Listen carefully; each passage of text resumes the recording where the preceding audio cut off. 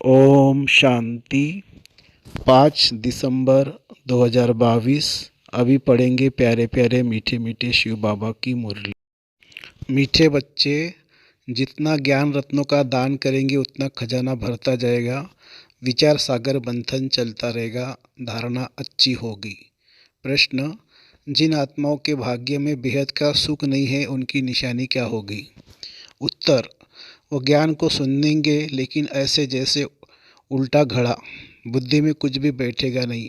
अच्छा अच्छा करेंगे, महिमा करेंगे, कहेंगे हाँ सबको यह सुनाना चाहिए, मार्ग बहुत अच्छा है, परंतु खुद उस पर नहीं चलेंगे।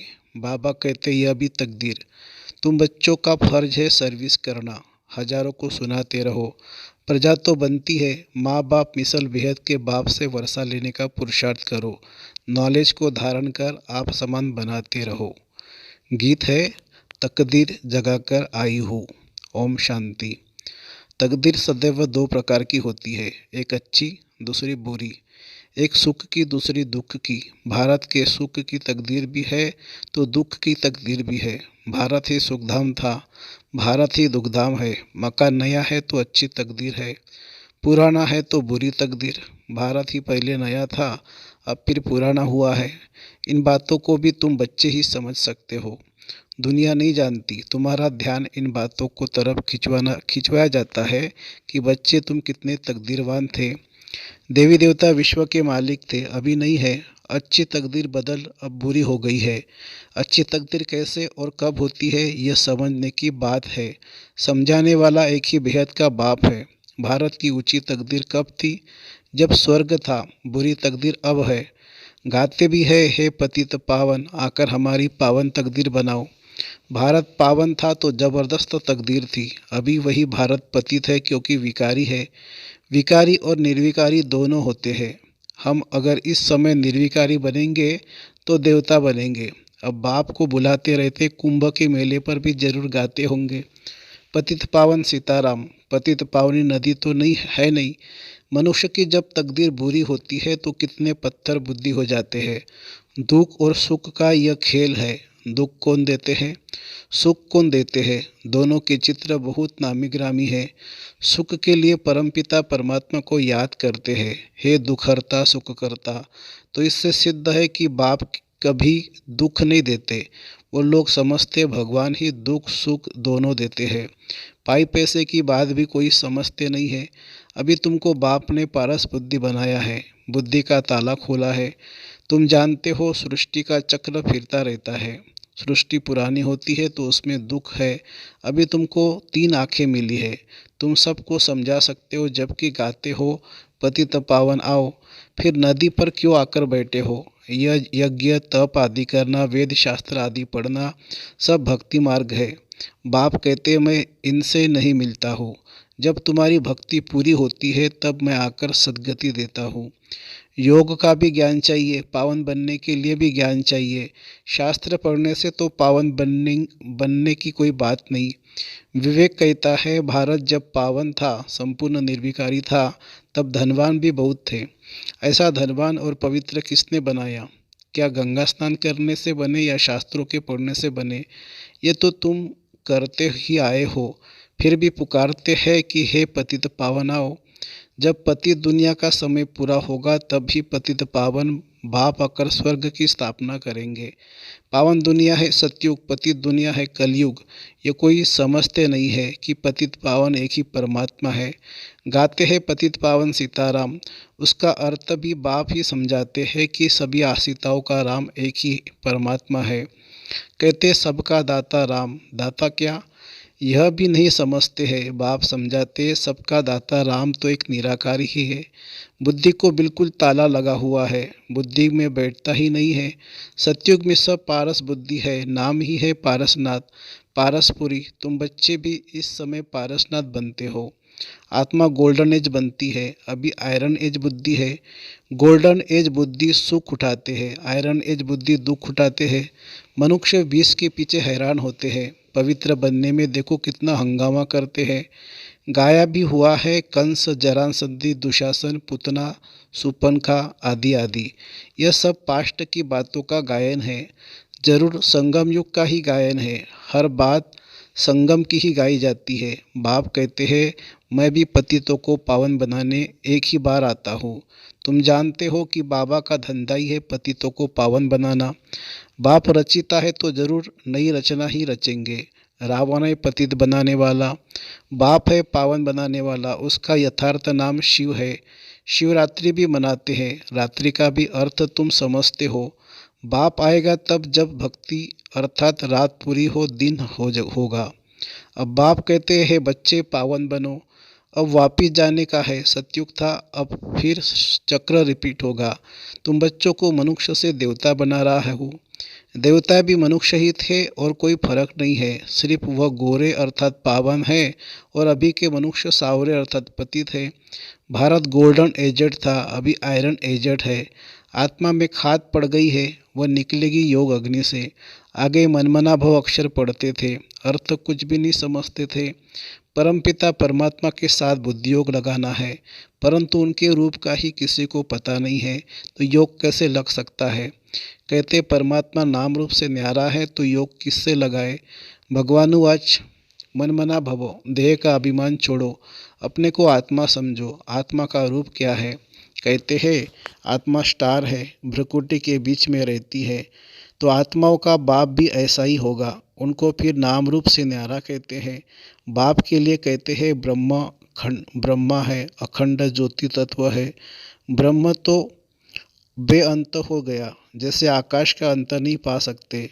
अच्छा, कोई करके अंत पा भी लेवे, परंतु उससे मुक्ति जीवन मुक्ति तो कोई को मिलती नहीं है। मुक्ति जीवन मुक्ति का अर्थ भी तुम बच्चे ही समझते हो। दुनिया तो कुछ भी नहीं जानती है। गाते भी है ज्ञान का सागर मनुष्य सृष्टि का बीज रूप है।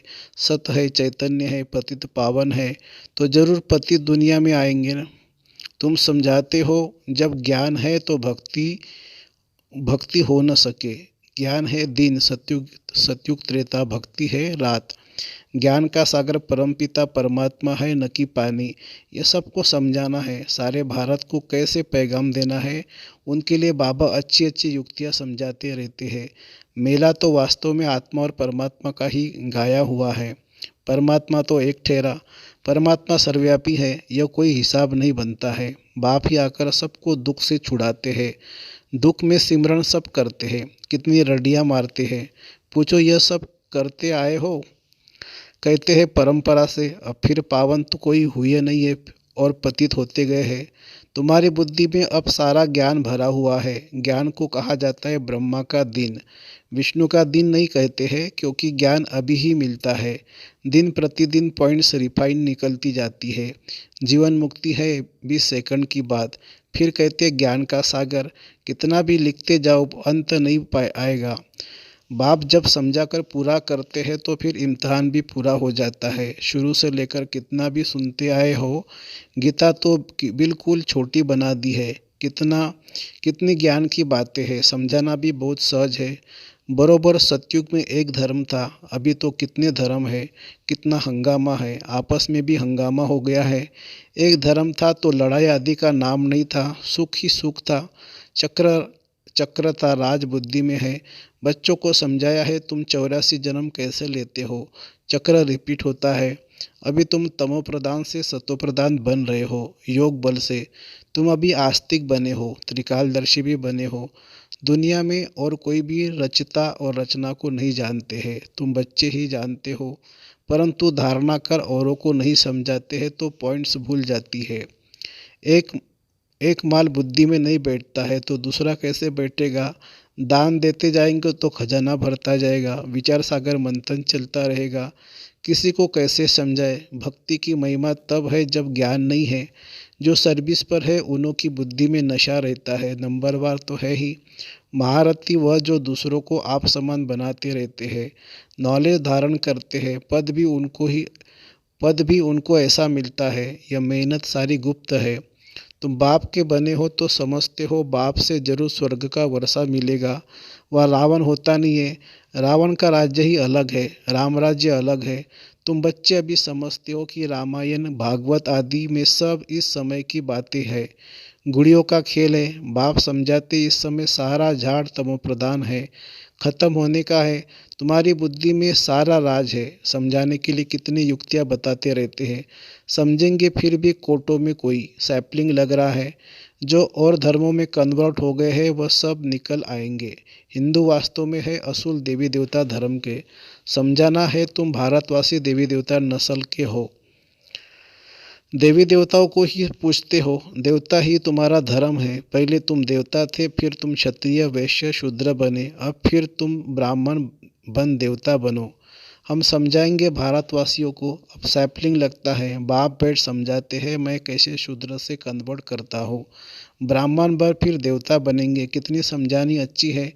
तुमसे कोई पूछे शास्त्र पढ़े हुए हो, बोलो भक्ति मार्ग में शास्त्र सब पढ़े हैं, परंतु सदगति तो बाप ही आकर करते हैं ना। तब तो तुम उनको बुलाते हो ना कि हे पतित पावनाओ।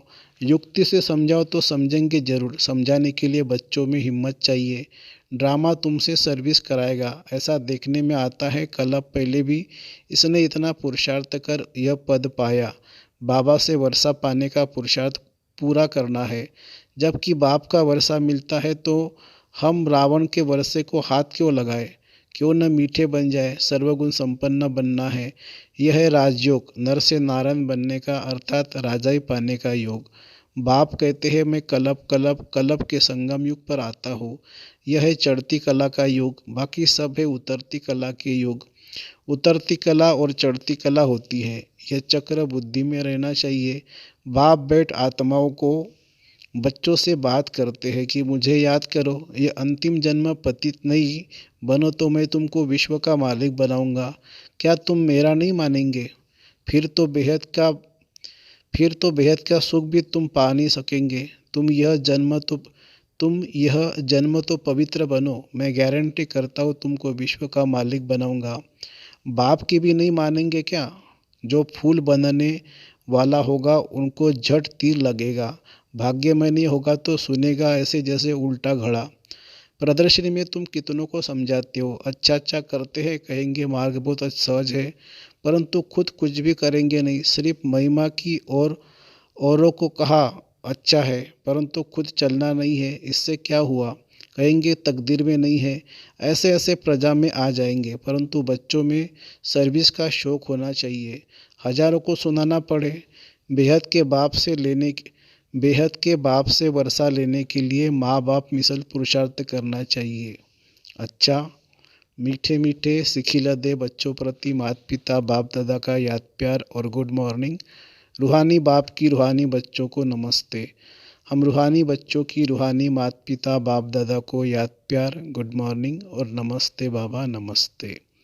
धारणा के लिए मुख्य सार।